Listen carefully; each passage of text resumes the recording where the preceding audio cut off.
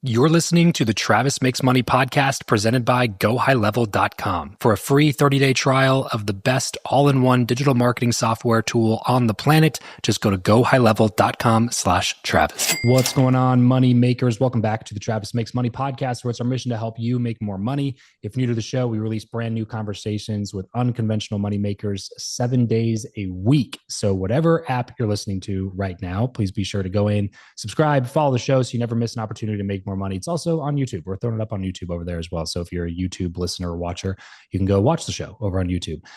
Today on the show, we're going to be talking a little bit about real estate as well as masterminds, events, things like that with my good friend, Mike McCarthy. Mike is a husband, father, and serial entrepreneur with over 2 decades at Keller Williams, helping it become the world's #1 real estate company. As regional operating partner for Greater Pennsylvania, he leads 9,000 plus agents across over 50 locations, closing over $23 billion in sales in 2024. He's the co-founder of GoBundance and co-author of Tribe of Millionaires, as well as The Miracle Morning for Parents and Families. Mike is a speaker, passionate about helping entrepreneurial families thrive through collaboration and shared values, and he's committed to making a lasting impact and empowering families, partners, and team members to reach their full potential. This is not our first conversation on the show. We had another conversation 5-6 years ago, back when the show was called Build Your Network, before the couple of rebrands that we've gone through over the years. So when we did this rebrand to The Money Show, I knew I had to get Mike back on to come chat a little bit about making more money. So Mike, what's up, dude? Welcome to the show. Hey, thanks for having me on. Pleasure to be here. So a lot's changed in the last few years for you, specifically on just the volume of things that you're working on. So let's go back in time a little bit before we jump into what's the difference is between last episode and this episode, and tell me how you made your first dollar ever, Mike. Selling candy at school. Were you buying candy and selling it to kids, or was it I would buy candy in the bulk section of the grocery store, and then typically bubble gum. So you could buy like 5 packs of bubble gum, and it was like $2 for 5 packs, and then I would sell them for $1 a pack at school. Nice. Did the school get did the school like make you stop doing it at some point? Luckily they never found out. So oh, really? Yeah. Well, hey, congrats, dude. We've had several people like say this is what their first thing was, and then they're always like, the school cracked down on me though. They stopped letting me do it. But you know what? I think a smart move was bubble gum because it's so small, you know. Yeah, it worked out. It was good. I guess either I didn't sell enough, or maybe I sold the right amount to not get caught. Exactly. Yeah, you didn't fly too close to the sun, you know. Yeah. Exactly. All right. So tell me how you made your most recent dollar, Mike. Let's see. I mean, most recent dollar would be off. We had a small profit, probably only $1, off of a family mastermind event.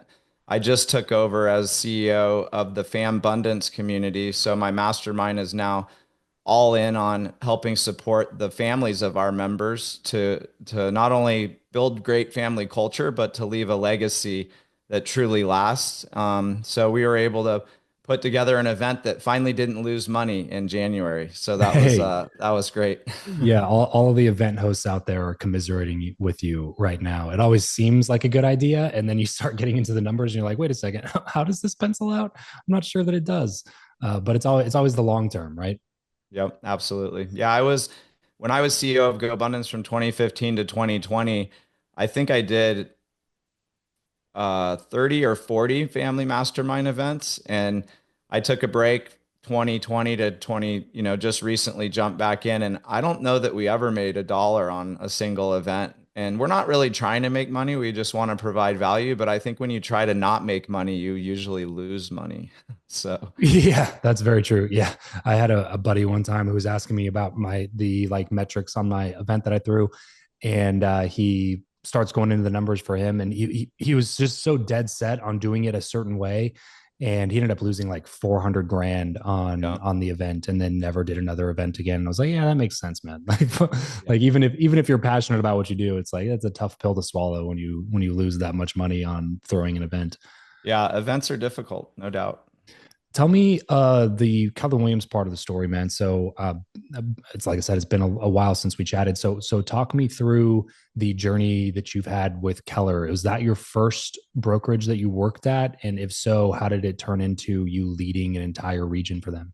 Yeah, so my dad was original pioneer, one of the launched one of the first offices outside of Texas for That's them right. in Okay. Colorado, where I grew up. And yeah, I got to learn from him for many, many years. Unfortunately, he passed away in 2022. That was one of Uh, the things I was dealing with during my sort of 5-year hiatus from Fambundance. But, being able to come back now and really focus on the importance of legacy with sort of a newfound understanding of what that means at a deeper level.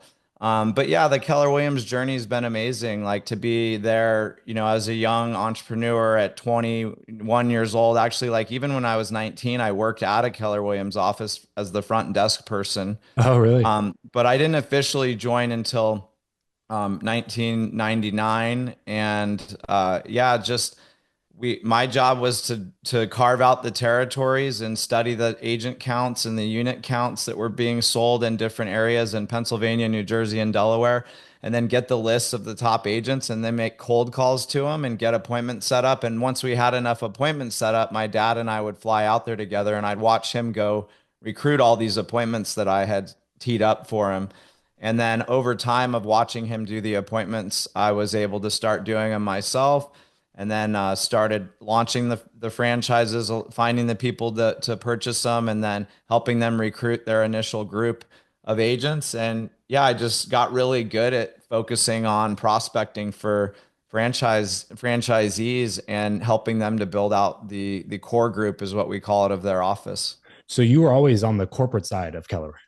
No, no, we own, it's our own entity, You're and master franchisees, essentially. it's sort of like that. We're regional representatives, so we technically don't work for Keller Williams. We have our own business entity, and we split royalties with Keller Williams. Yeah, got it. Got it. Now, tell me what your thoughts are on the real estate space as a whole right now, Mike. There seems to be a lot of I guess confusion or uncertainty around the future of just agent work, client work, commission structures, big laws passed from NAR recently on the buyer's agent side. Tell me what your thoughts are on the real estate space at the moment. Well, you know what the most amazing thing it has been through COVID and then through these latest changes, I've really grown to appreciate the scrappiness of real estate agents and Mm. how they're going to get their sales done no matter what it takes because they've got to put food on the table and they've got bills to pay. And so even when real estate was technically not like not even legally allowed to be done in during COVID, we still were closing like 60, 75% of the homes that we would normally close. And so you think about like, it's not a necessary business that was allowed to be open, and yet they're still able to close, 75% of the homes. And we really saw the same thing with this buyer's agent, only we haven't really missed a beat. Like our numbers are about the same as they were last year. So, like, really, what I've heard, and I don't have firsthand experience in a transaction myself with this, but what I've heard is buyer agents are actually making more money now than before. So, what everyone thought would help the consumer and the fight that the lawyers were out for appears to not have done that because it now forces the buyer's agent to negotiate their commission themselves versus just accept whatever was being offered. And now when they go in to negotiate the commission themselves, they're asking for 3% instead of 2.5%. And then the good ones are going to stick to that. They're going to say, no, I'm worth it. I'm going to get 3% because I'm the best buyer's agent that you can work with. So I think it didn't work exactly the way maybe they anticipated. And it's been amazing to watch the resilience inside of the industry of just like figuring out the new way to do it. What's next? How do we do it now that the game has changed a little bit? They just retool the strategy so they can still win the game. If you could wave a magic wand and magically change or fix something about the real estate industry, what would it be? Yeah, that's a great question. Um, it would probably be a good thing to have a little bit higher standard of who we allow to become an agent. I think that, also I think like some of the bodies that support real estate agents could be better, more, better organized. And I think there's probably some ways to streamline the MLS systems to be more connected throughout the United States. And I certainly don't want to go like a Zillow method of it because that could crush a part of our business. I think that there's beauty in the real estate agents owning the information because it is our information. We're the ones going out and procuring the listing information that you see, and obviously Zillow is able to tap into that. But I think there's probably some ways to streamline that, and I think also what I think we'll see is, being virtual is great, and certainly we offer that opportunity at Keller Williams, but there's something to be said about having a place you can go to where community happens, where convening of people and gathering of people is taking place, because that's where the magic happens. That's where we learn and grow. And so I think I'd like to see a trend back towards people really appreciating that. And I know we see the power of that within our region and within Keller Williams because we're really first and foremost a training and consulting company. We have extremely well thought through training. It's like getting an MBA in business. And I think that's the most powerful thing that we can do for the real estate industry is keep training them to not only sell houses, but to build wealth and to be better leaders, because that trickles down into them living bigger and better lives and being more resourceful and better servants of their community as well.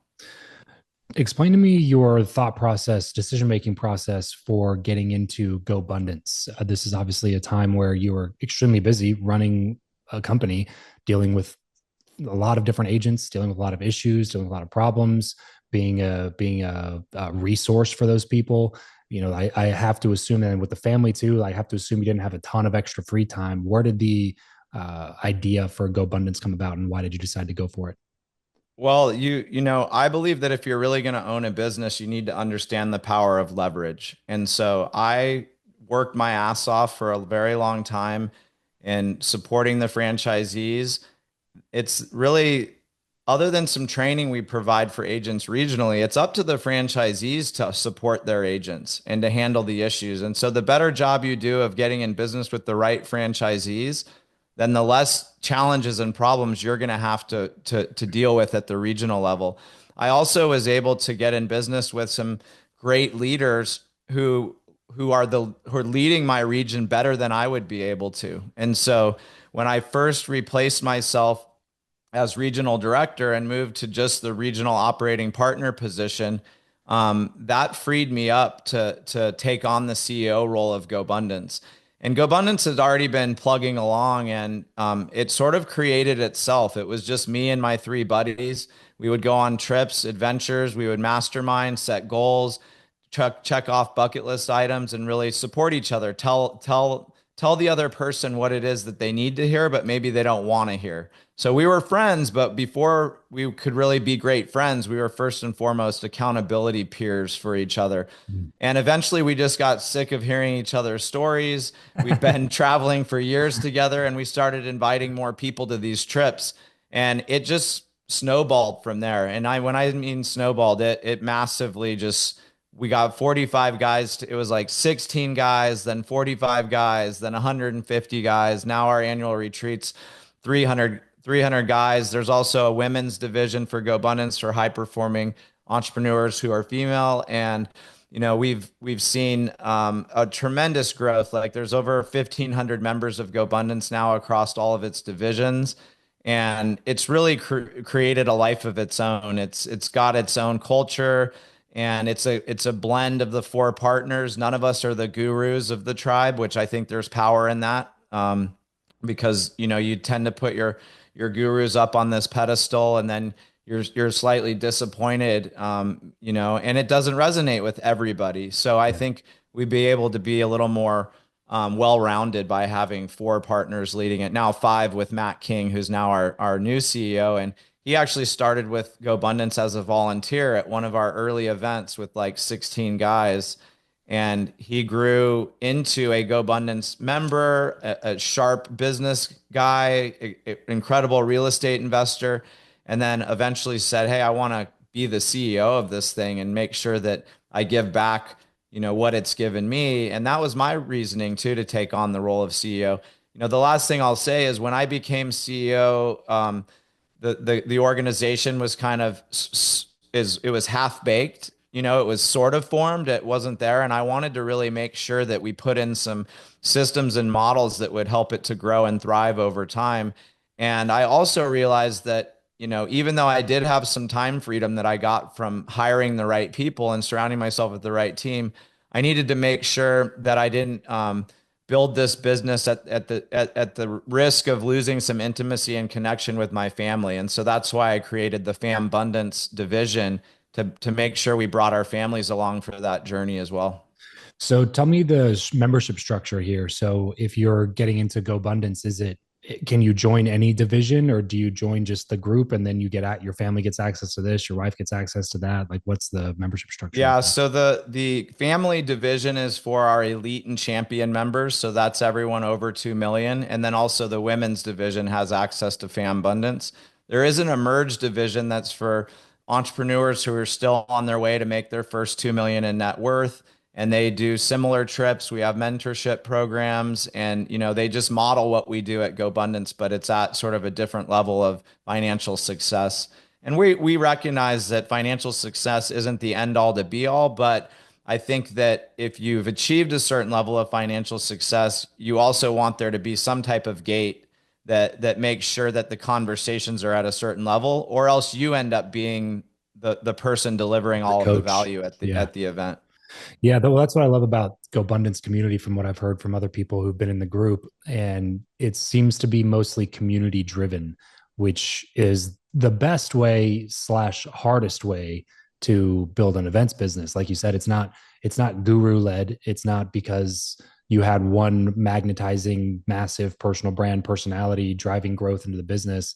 It was driven literally by you guys who were essentially just the first 4 members. You weren't even looking to lead a group of people. It just kind of fell in your lap because you were solving a real problem, which to me is loneliness.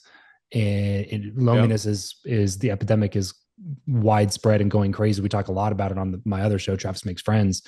But for entrepreneurs specifically, it's an even lonelier path than it is for other people. You can feel like you're surrounded by people. You're working with people all the time. You got partners, you got employees, people are all around you, but ultimately the buck stops with you. And it's really lonely when you have to fire that longtime employee. It's really lonely when you have to take a big financial risk that might put some people out of work. It's lonely when you have to make some of those decisions. And so these types of groups, and to your point, it's not necessarily about like, oh, we only want people that have money type of a thing. It's just more like you have to get into groups of people who can understand the situation that you're in and actually empathize, sympathize, and help you solve the problems and make you feel somewhat normal. You know what I mean? Like you can get so caught up in the race that you start beating yourself up and asking yourself the question, like, why am I doing all of this? This is insane. None of the people in my immediate life do what I do. And maybe that's for a reason. You know what I mean? Maybe I'm just a lunatic, but then you go get around a bunch of other people that are also the lunatic of the group. And you go, okay, well, it's not that crazy. There's other people like me out there. Yeah, you got to find the same kind of crazy. And we often say that we're like a pack of lone wolves. And, most of our members, just like I said with real estate agents, we're just scrappy entrepreneurs who maybe didn't even know that and set out to like be a wealthy business owner. We just kept putting one foot in front of the other, and it led to success because we're sort of rebels without a cause that really had something to prove. And we find that that's kind of the case. There's, some groups might be more like academic, people that you went to Ivy League schools and they're building tech companies and doing all, we're a bunch of like scrappy entrepreneurs, guys that, took an HVAC company and turned it into $100 million business. Like that's, guys that started buying investment properties, one single family at a time. And now they're buying 140, 240 unit apartment buildings, consistently. So I think that's kind of the difference for us. And it's been awesome to not only, be able to lead this group of men, but also what it does for you when you are the leader of a group of men like this, and you've said these are our values. It really makes it so that you are forced to be the epitome of those values and to really step up. So there is this sort of benefit, this unintended consequence, if you will, of stepping into leadership anywhere, is it puts a lot of pressure on you to step up to a higher level. You're obviously a big family guy. Like you literally wrote the book, like The Miracle Morning for families. You spend a lot of time with your family. You have FamBundance, but you're also a business guy. You're also an entrepreneur. There's a lot of clashing demands on your time. How do you view balance, Mike? Is it possible? Is it doable? What's your take on that? I think there's always a season for doubling down and, hustling. And, I think you've got to go all in on, one thing in order to really make that thing a success. A lot of times people are looking for multiple streams of income, but I would argue that you don't get the right to do that until you've crushed it in one stream of income. Yeah. And so I think, to balance, you've got to understand that depending on how old your kids are, there's, going to be times that they really need you and also times that you'll never get back. They're going to be a certain age for only that amount of time, and then they're going to grow up and that version of them is gone forever. So you just have to decide, like, how important is my business compared to being there for the moments that matter most, not only for my kids, but for myself, because I have a 16 and a 12-year-old, and I can tell you, it seems like yesterday they were, 2 and 6. And now here we are a decade later, and I'm like, wow, what happened to all of that time? And even though I spent a ton of time with them, focused on bringing them on all these adventures and on the journey with me through FamBundance, and we've put a lot of great family culture things in place that we teach at FamBundance, like how to create shared values and how to live by those values, how to create visions and goals that are aligned with those values. And then what are the family rhythms, the things we do every week, week in, week out, that bond us together, connect us, and ensure that we're going to live out our values and hit our goals as a family. And I think, what I've realized is that even though I set all of that up and went all in on it, I still have this regret. Like I missed out on something, and I know that it's not true. It's a story that I'm telling myself just because I'm sad that they're grown up now.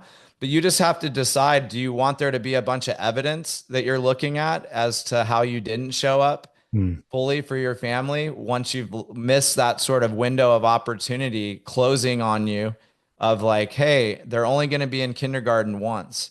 They're only going to ride a bike once. They're only going to take their first steps once. So am I going to be there or miss out on those moments? And you may not be able to be there for every single moment, but it's about the quality of time that you spend with them, not the quantity. So you got to hit the Yeah. moments that matter and don't trade millions for moments. Yeah, man. You have to put it in your schedule. You like if you live and die by your calendar, great. Then put a time block in for time with the kids, time with the family. Like I get it. We're all busy. There's always things to do. There's always books to read, books to write, places to go, events to attend. But if you're not purposeful, intentional about putting that time in your calendar and spending it, like you said, I think I think it's going to lead to regret down the road. Like you got to make the room necessary to be with the family. And when you're there, be there. Yeah. Don't be distracted. Don't be on your phone. Don't be responding to a bunch of messages all the time. It's like wherever you are, be there. If you're in the business, be in the business. If you're with the family, be with the family. Stop, because I found myself chasing that rabbit a bunch of times, bro. I don't know if you felt that way, but I felt overwhelming guilt when I was working on my business that I wasn't with the kids. And then I would feel overwhelming guilt when I was with the kids that I wasn't working on my business because I knew both of them needed attention. And ultimately, it's just like you got to get down to the realization that you're never going to be able to do both of them full time. Yeah. And that as a provider and protector of your family, it's your job to put food on the table and set your kids up for success. So you can't just be with the family all the time, even though that might be what you want to do. But if you don't create some sort of a schedule. It's not going to happen by accident, I guess, is what I'm trying to say. Yep. Very true. Mike, on the uh, broader cultural discussion around masculinity, where do you land these days? There's these, there is a feminist culture that demonized every part of being a man. And I think that led to the rise of a lot of these kind of grifter alpha red pill characters that has been attracting a lot of young men to their school of thought, which is also damaging. Where do you stand in that spectrum? I mean, I think a good blend of like masculine and feminine is the way that the world needs to go. I think, being too alpha and, not sharing your feelings and, just gritting it out and, being unemotional and uncaring or coming across as like, you don't care. I don't believe that that's healthy masculinity. I think that when you're truly standing in your own power as a man, you are going to be loving still. You are going to be patient and create safety for your family is about also like do the women in my life feel safe around me? Do my kids feel safe around me? Are they worried I'm going to fly off the handle and they can't even share what they're thinking with me? And I've had to work on that a little bit. I've done a lot of deep spiritual work to get to a place where I can really live in my healthy masculinity. And it's not about power and control. It's about really letting go and not resisting reality and allowing while creating safe boundaries for the family. And that's where I'm at, is just creating. My job is to create safe boundaries to keep them safe and also to help them feel safe. Mike, thanks so much for doing this, bro. I appreciate you. I know you got a lot of other stuff to do. We'll get you going there. Where can people go to get more from you? Yeah, I think following me on Instagram would be great. It's Go Mike McCarthy. I'm trying to build my followers on that. So if you can follow me there. And then, to find more information out about what I do, you can hit up gomikemccarthy.com as well. Go MikeMcCarthy.com or go Mike McCarthy over on Instagram. Go check out some of the stuff that Mike is putting out. Mike, thanks so much for doing this. Everybody else listening, remember, money only solves your money problems, but it's a little bit easier to solve the rest of your problems with some money in the bank. So let's solve that problem first here on the Travis Makes Money podcast. Thanks for tuning in, guys. Catch you next time. Peace out.